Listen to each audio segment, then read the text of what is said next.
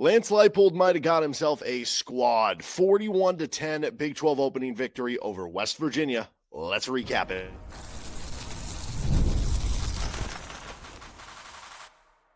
You are Locked On Jayhawks, your daily podcast on the Kansas Jayhawks. Part of the Locked On Podcast Network, your team every day. Hey, what's going on? Derek Johnson here. This is Locked On Jayhawks. Thanks for making it your first listen every day, and thank you to everydayers catching each and every episode of the show. Little recap episode for you today, whether you're catching us on YouTube or anywhere you get your podcasts, as Kansas takes on West Virginia 41-10, 31-point ho-hum victory for the Jayhawks in their Big 12 opener. They moved to 3-1, 1-0 in Big 12 play, new season in conference play, and boy, was it impressive for KU to start Big 12 play. We're going to get it all into it. Game awards, stat of the game, who stood out, game balls, all that. Early look at Cincinnati. Maybe we'll get to a little bit as well on this episode of the show. We are brought to you by Mazda. Like our players, we sweat every detail because when you make every move count, pulling off the unexpected is only the beginning. Stay tuned later for highlights in this week's Moving the Game Forward. Mazda, move and be moved. Kansas 41, West Virginia 10. And obviously it was a good spot for Kansas. Coming off a bye week, West Virginia coming off the rivalry game. Just from an emotional level, I think that showed out in KU's favor in this game. But let's not take away or detract using that just to say that's the only reason. Kansas won this game by 31 because they are a pretty good football team. And I think as we continue to pile on more and more data points here, you continue to be more, I guess, impressed as to what Kansas has done to this point in the season. So, set aside the FCS game with Wagner, like whatever. Fresno State right now is, at time of recording, they're 3-1. They're playing Hawaii tonight, who's also 3-1. So that'll be a little more of a litmus test. But since then, Fresno State has won all three of their football games. Missouri won their game after they played Kansas, and then today they beat South Carolina, a solid South Carolina team, by 9 points. They're sitting at 4-0, and they have a decent schedule, and they're top 25 in the country. So you're looking at, blowing out, easily beating a solid Mountain West team. You're looking at having a chance to beat a good SEC team on the road, and now you're looking at beating I know West Virginia, they're not expected to win 8 or 9 games, but they're a team that could easily win, 6 or 7 games, make a bowl game, and already beat another Power 4 school in Pitt last week. And this game was over in the third quarter. Like, it's not just the idea that you're winning games, it's the idea you're blowing them out, right? Because there's just another level to that. It is hard to blow out other teams. It just is.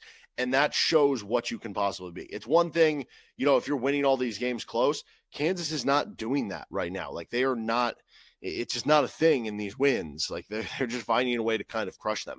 And this is actually one of those, sometimes you get games where the final score is not totally indicative of how close or not close the game was. Sometimes, like, you could have a game in the final score where I guess Wagner would be a good example of it for KU, even though it was a 39-point win. So it's like, what does it matter? But KU could have easily, they had 2 turnovers in the red zone. They could have easily won that game by 50, and so the final score actually wasn't indicative of how much KU dominated that game. Now that's, again, an FCS game, probably not the best example there. But this is one where you actually look at the final stats and you say, oh, Kansas 388 yards, West Virginia 324. That's only like a 60-yard difference there. Like, Kansas had 10 more penalty yards. Neither team was great on third down. What led to, is that really deserving of Kansas winning by 31?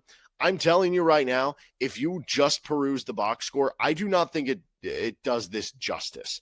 Kansas stifled West Virginia. They had 6 punts on their first 6 drives of the game. They couldn't do anything in the game, and you were able to build up a nest egg. And what the yardage total doesn't tell you is that Emmanuel Henderson had a kickoff return for a touchdown. Guess what? That counts into the score. And for all we know, if he doesn't do that, Kansas is able to rack up, 70 or 80 more yards on a drive, and then the yardage looks even more lopsided. Trey Lathan had a bunch of yards on an interception return.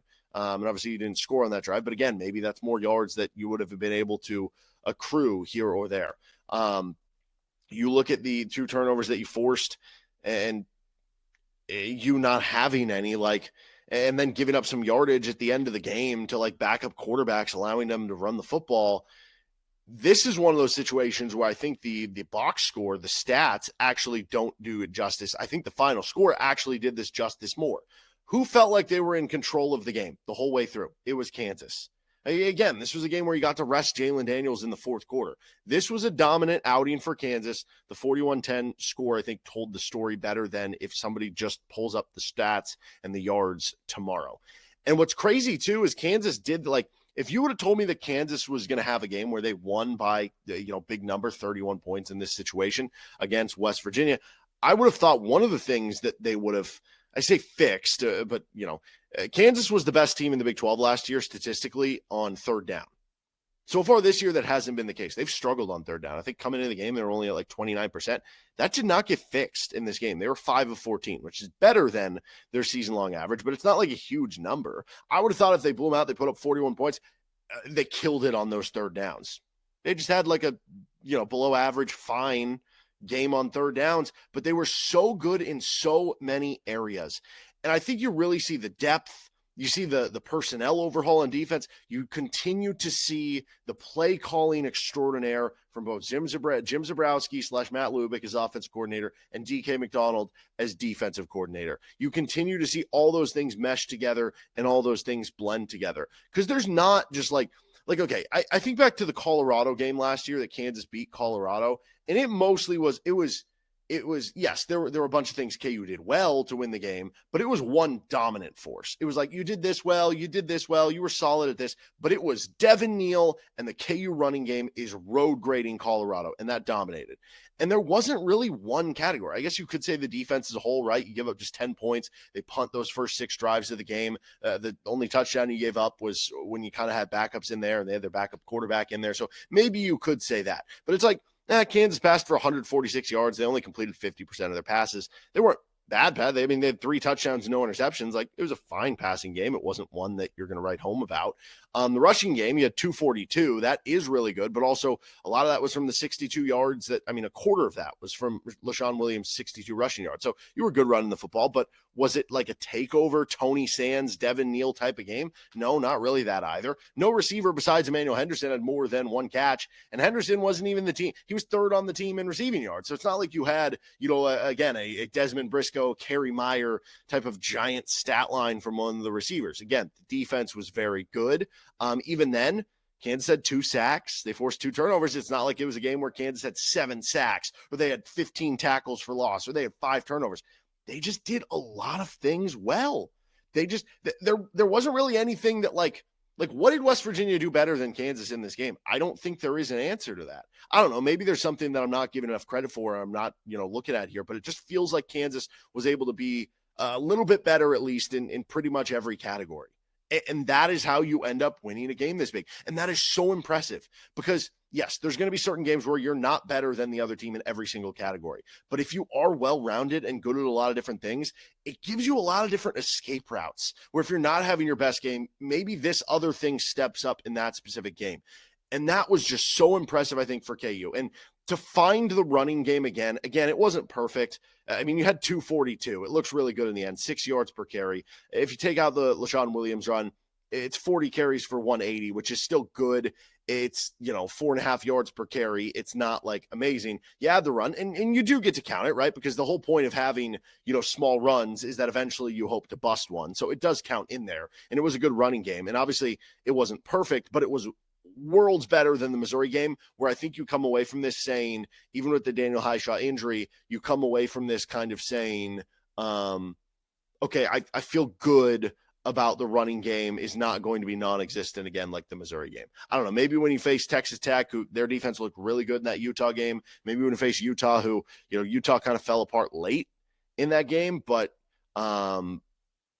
prior to really the fourth quarter when their backup quarterback came in, it was definitely a situation where the Utah defense looked pretty good. So maybe in those specific situations, it'll be something where, the KU rushing game has their concerns or whatever, but I just feel a lot better about that. I do think I probably haven't talked enough about the defense to this point in time, because what a game for the defense. You hold them to 324 yards. And again, a lot of that came, it seemed like in the fourth quarter. I think they had close to, I don't know. I guess not just fourth quarter, because there was part of that drive that Emmanuel Henderson led the touchdown for West Virginia. Part of that was in the third quarter too. But if we just take like that drive out of the equation, so Henderson picks up 79 rushing yards, like on the drives that he's in. Khalil Wilkins picks up 36. That's 115 of their yards right there, just on those plays. And then you're getting 16 more in the air for Emmanuel Henderson. So basically, by the time you had put the game away, you're putting in some of your backups. You've also basically, like, I think part of that drive that West Virginia gets a touchdown, there's a little bit of shock and awe for Kansas from a perspective of, hey, we prepared to not face a running quarterback. Now we have our backups in. Now we're trying to get them to prepare to face a running quarterback. It's going to take a drive to adjust.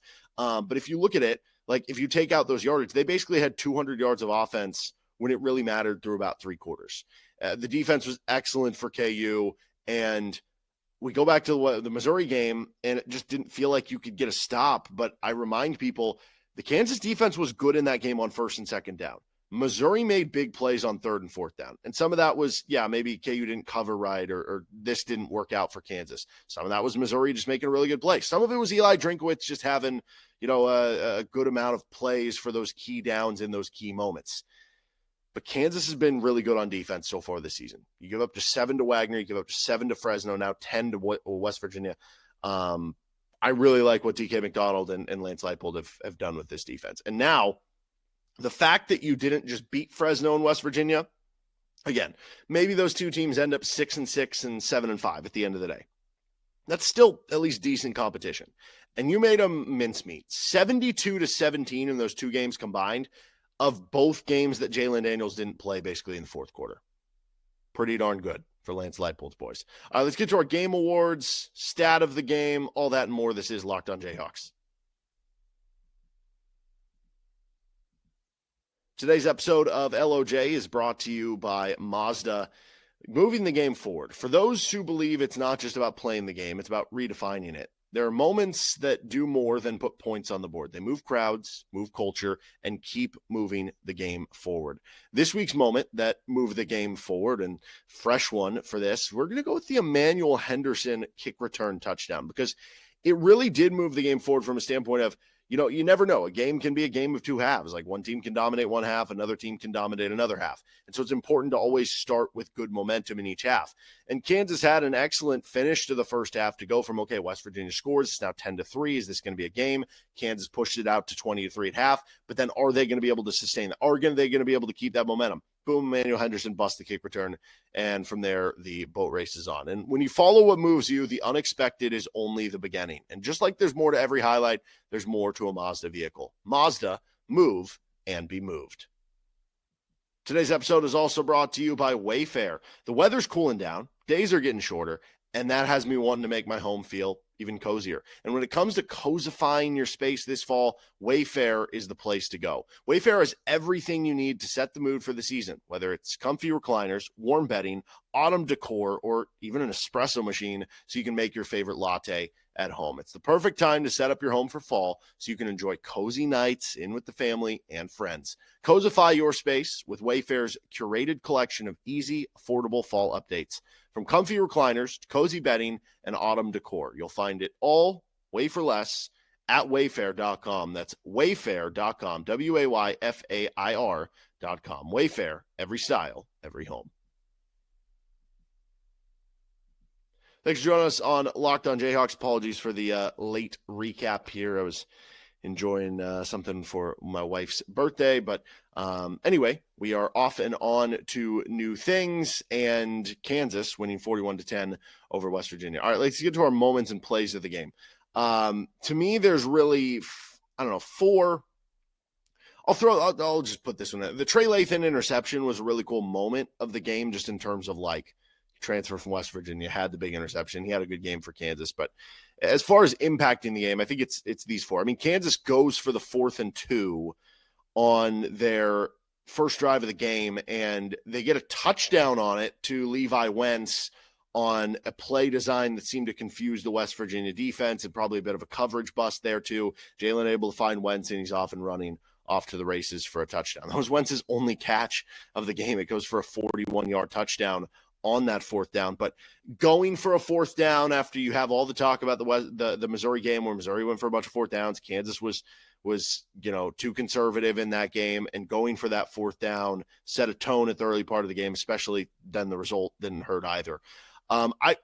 I felt like this was a really big play at the time. I forget if I think it was 7-0 at the time, not 10-0, but regardless, it was either 7 or 10-0.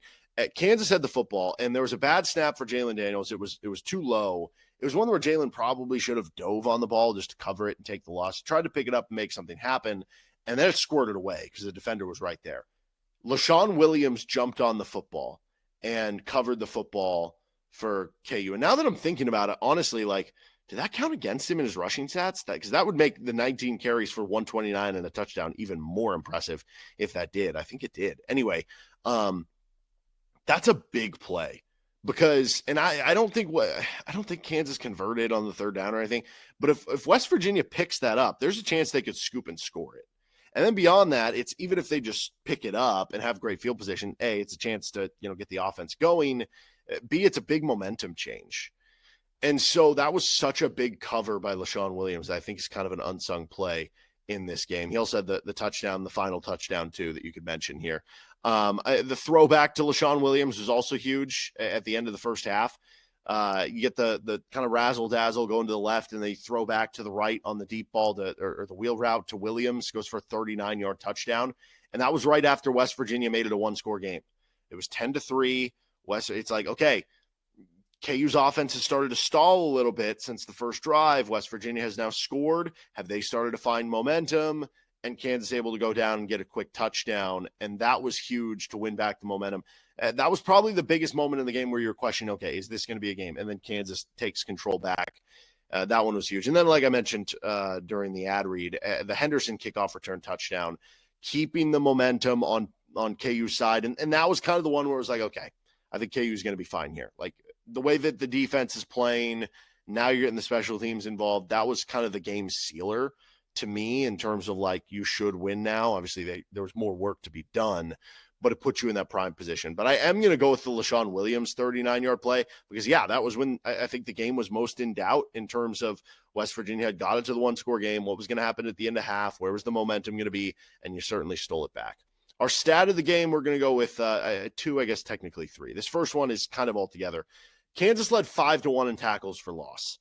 Honestly, the more impressive number is the one that Kansas only allowed one tackle for loss on them. That is really good work from the offensive line that you're not getting, a lot of negative push. But anytime you're 5-1 in TFLs, that's a good number. There's also 2-0 in sacks. West Virginia came in tied second in the country in total sacks this season. And they added Jamori Robinson, a 10.5 sack player at UTSA, to the fold for his first game of the season. Well, Kansas gave up 0 sacks. Now, there certainly were a fair share of quarterback hits here and there for West Virginia. I do think the escapability and the mobility of Jalon Daniels and the veteranness to kind of have that internal clock and know when to get rid of the football here and there, like that obviously helps. Like it's not just the offensive line. Sometimes sacks or lack of sacks can also be on the quarterback. But in the end, even if we're just looking at quarterback hurries, West Virginia only had 3 in the game. So against a good pass rushing team, Kansas handled them really well. Really impressive for the offensive line and that escapability. And then, getting a couple sacks yourself and 5 TFLs, that doesn't hurt either. And then this other stat too. So again, Jayhawks Henderson had 7 carries for 79 yards, a touchdown. Khalil Wilkins, the other backup quarterback, 5 carries for 36 yards. In the end, West Virginia ends up with 182 rushing yards, 4.4 per carry. But if we're just looking at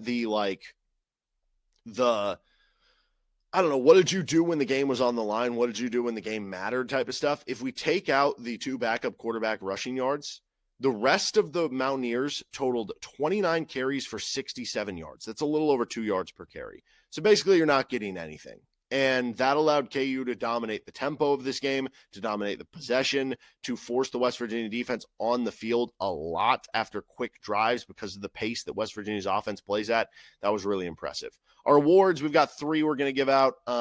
The going through stages of anger to being scared to being happy award goes to the Fred Perry dirty hit on Jalon Daniels. He's sliding down, takes a hit from Perry, and you go from being angry, you understand why Kobe Baines kind of does what he does, Then you go to being, sad, like, oh no, is Jalon hurt? Does he have a concussion? Then you go to being happy of like, okay, he's warming up. Everything's okay.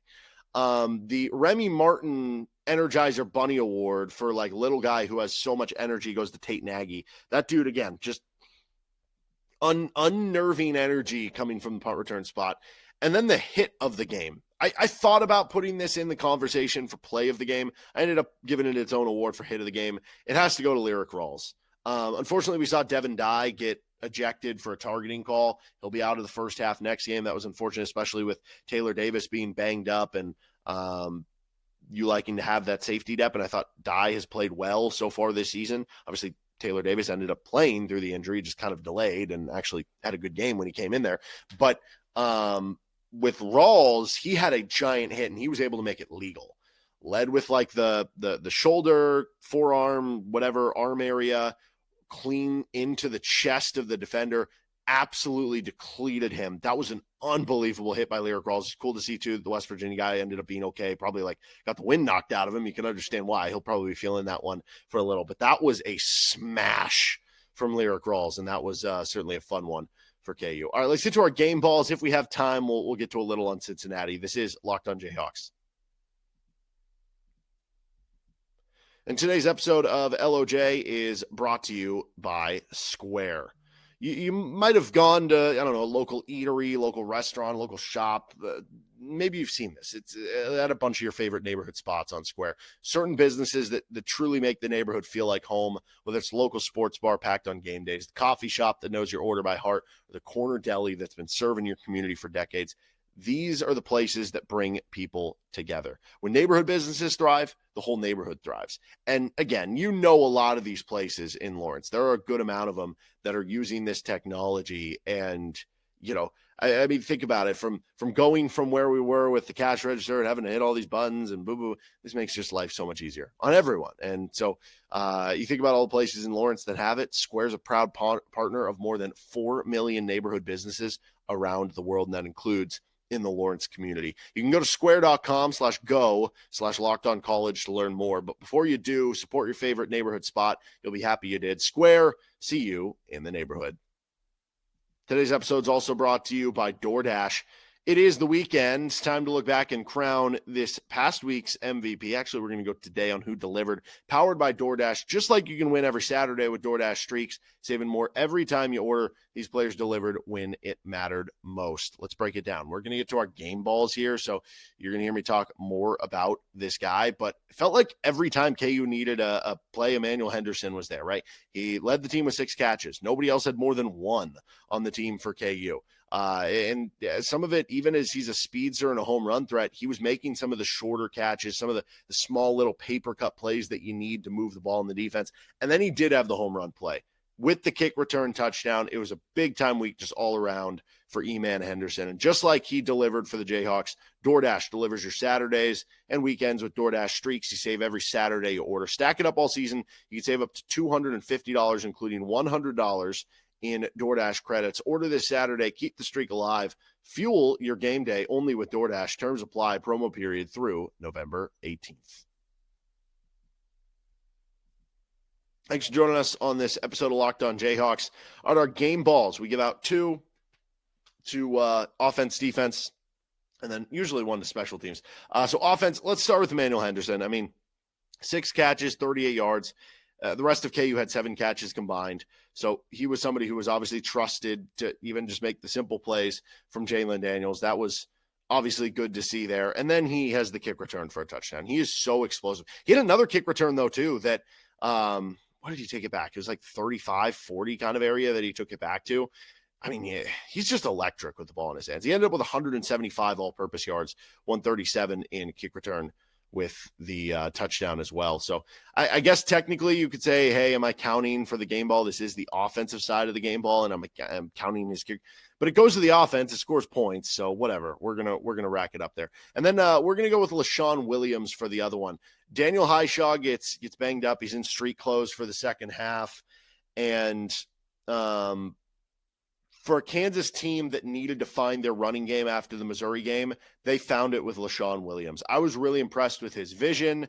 I was impressed with, again, he's not Emmanuel Henderson with speed, but he does have good enough juice. And you see that. I mean, he had a breakaway touchdown in this game, 62-yarder. Like, he clearly has enough speed to make that happen. 19 carries for 129. Like I said, I mean, 7 yards per carry. And that's even accounting for him jumping on that fumble that loses him a bunch of yards. So he easily could have had like 140 for the game on what would have been like 18 carries, and it would have been even better from what was already a good game. He was just a rock for KU. And in a game where it was important to show that you could still run the football, he did just that. Honestly, I probably should have, if we're counting the Henderson stuff for special teams, maybe we give it to the offensive line. Again, you only gave up 3 quarterback hurries, 0 sacks, and just 1 TFL from West Virginia. So we're going to move this around. We're going to move Henderson to special teams. We're going to keep Leshon Williams and the KU offensive line get a game ball for KU on offense. Defensive side of the ball, we got to go with the former West Virginia Mountaineer. Trey Lathan had himself a nice game. 3 tackles in the end. He had a sack for KU on a blitz where he came through the middle.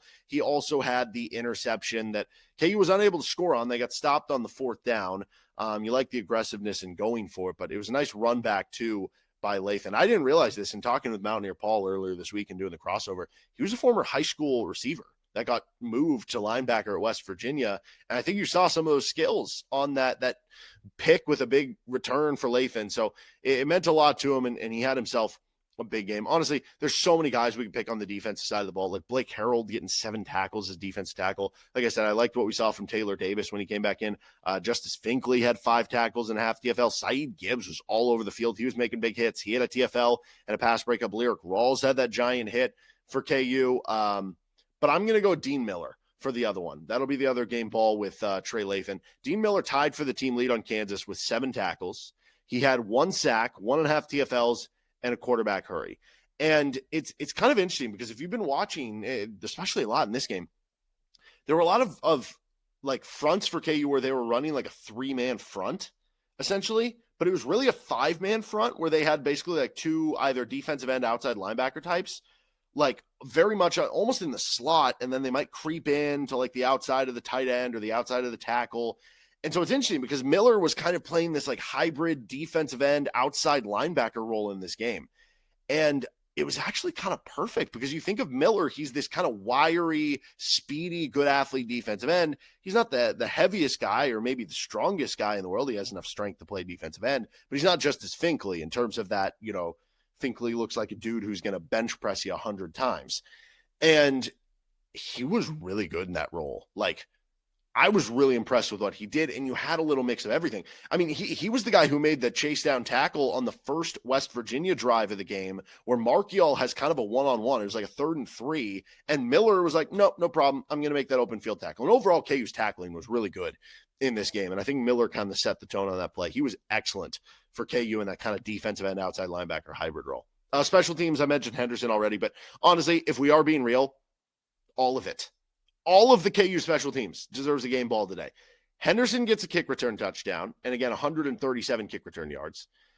Tate Nagy had at least 1 good punt return. I'm not seeing it on the stat sheet. Oh, here he is. He had 4 punt returns for 30 yards, including a long of 30. So he had 1 30-yard punt return. That was the big one, and then the others were, I don't know, fair caught or whatever. But so he contributed there. Leif Marjan continues to just be money on kicks. Like his 42 and 44 yarders, usually like 40 plus yarders for college kickers. Those are kind of like the clench a little bit, like hope this goes in. It just feels like he's automatic. That dude feels like a pro right now. And then Finn Lappin, like 6 punts, averaging 46 yards a punt, 4 inside the 20. This dude's the best punter of the Lance Leipold era, and I'm not sure it's entirely close. All right, didn't really have time to get to Cincinnati. We'll get to that more Monday show where we get our biggest takeaways of the game. We'll get to a little more to the Bearcats on that one. But that'll do it for this episode of Locked On Jayhawks. You can find our show anywhere you get your podcast, including on our YouTube page where you can like and subscribe to the show. See you next time with LOJ.